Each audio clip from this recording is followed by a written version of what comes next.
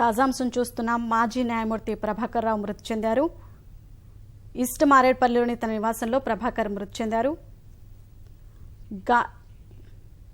గాలి బెయిల్ కుంభకోణం కేసులో నిందితుడిగా ఉన్న మాజీ న్యాయమూర్తి ప్రభాకర్ రావు మృతి చెందారు. దీనికి సంబంధించిన మరింత సమాచారాన్ని మా ప్రతినిధి నాగేశ్వరాచారిని అడిగి తెలుసుకుందాం. నాగేశ్వరాచారి, ప్రభాకర్ రావు మృతికి సంబంధించిన సమాచారం చెప్పండి.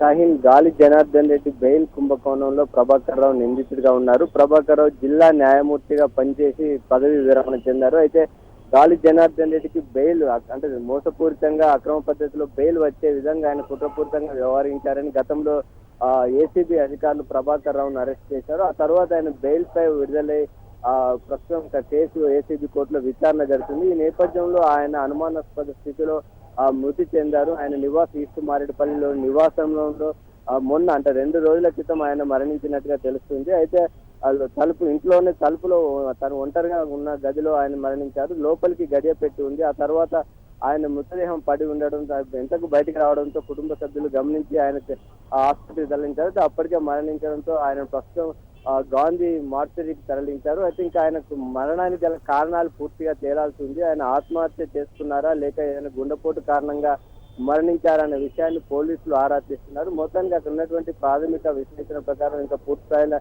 నిర్ధారణ రాలేకపోతున్నారు. మార్చరీలో అంటే ప్రస్తుతం మృతదేహం ఉంది. కుటుంబ సభ్యుల నుంచి కూడా వివరాలు సేకరిస్తున్నారు. ఆ తర్వాత పోస్ట్ మార్టం వచ్చిన తర్వాత కానీ పూర్తి వివరాలు తెలిసే అవకాశం ఉంది.